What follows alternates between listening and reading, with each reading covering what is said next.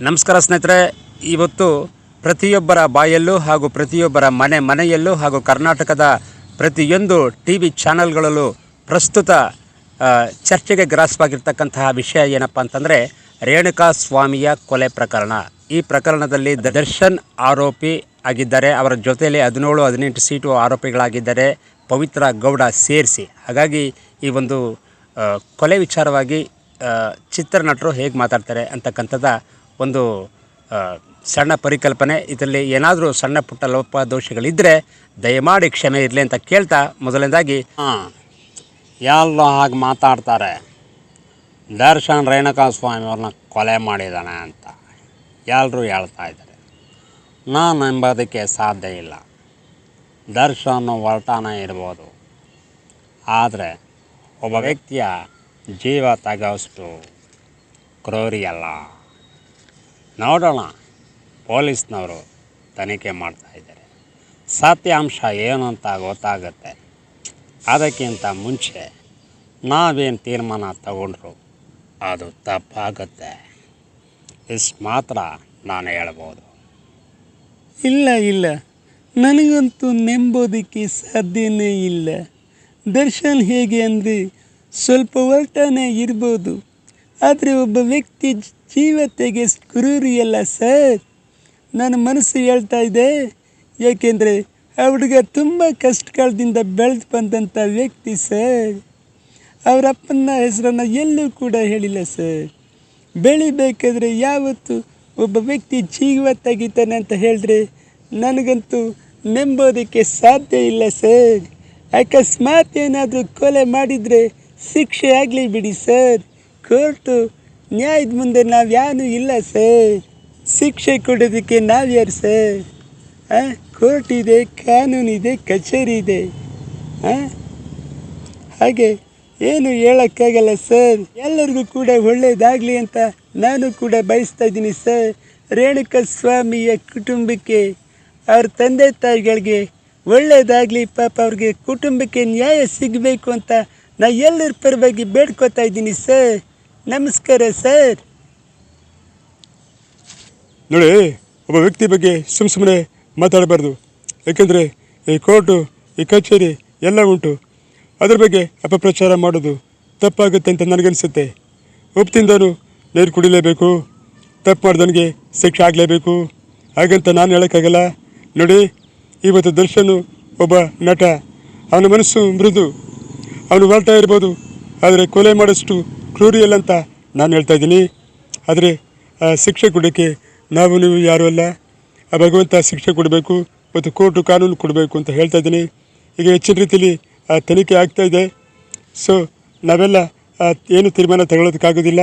ಒಳ್ಳೆಯದಾಗಲಿ, ಕನ್ನಡ ಇಂಡಸ್ಟ್ರಿಗೆ ಇನ್ನೂ ಒಳ್ಳೆಯದಾಗಲೇಬೇಕು, ಒಳ್ಳೆಯದಾಗುತ್ತೆ ಅಂತ ಹೇಳ್ತಾ, ಯಾವತ್ತೂ ಕನ್ನಡ ಇಂಡಸ್ಟ್ರಿ ಯಾವತ್ತೂ ಹಾಳಾಗಬಾರ್ದು ಅಂತ ನಾನು ಹೇಳ್ತಾ ಇದ್ದೀನಿ. ಇಷ್ಟು ಮಾತ್ರ ನಾನು ಹೇಳ್ತೀನಿ. ತಮಿಳು ಚಿತ್ರರಂಗದ ಮೇರ್ನೋಟ ಅವರೇ ರಜನಿಕಾಂತ್ ಅವರು ಹೇಗೆ ಮಾತಾಡ್ತಾರೆ ಕೇಳಿ.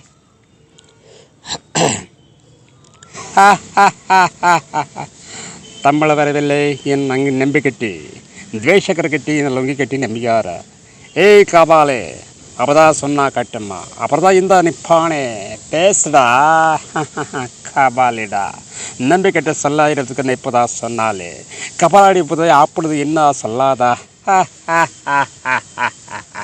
ಇವತ್ತು ದರ್ಶನ್ ಏನೇ ಕೊಲೆ ಪ್ರಕರಣ ಏನೇ ಮಾಡಿದರೂ ಕೂಡ ಇವೊಂದು ಹುಡುಗಿಗೋಸ್ಕರ ಅದರೊಳಗಡೆ ಸ್ವೀಟು ಪಾಪ.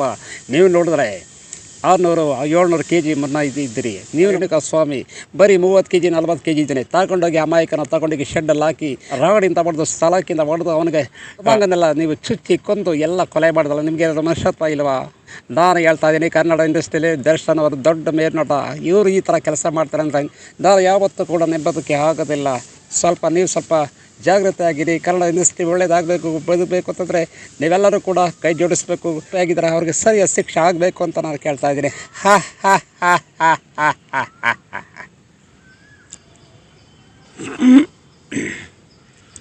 ಸೌಂಡ್ ಕೊಟ್ಟಿದ್ದೀನಿ ರೀ.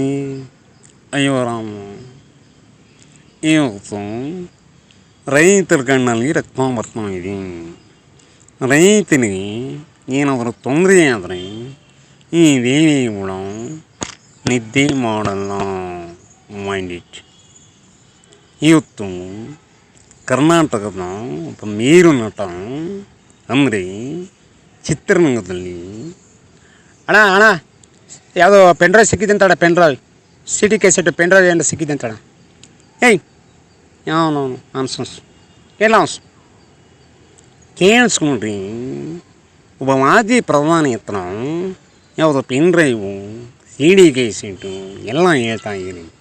ನಿಜ, ನನ್ನ ಮೊಮ್ಮಕ್ಕಳು ಪ್ರಜ್ವಲ್ಲು ಯಾವುದು ಪೆನ್ಡ್ರೈವ್ಗೋಸ್ಕರ ಯಾವುದೋ ಸಿಗಾಕೊಂಡಿದ್ದಾನೆ.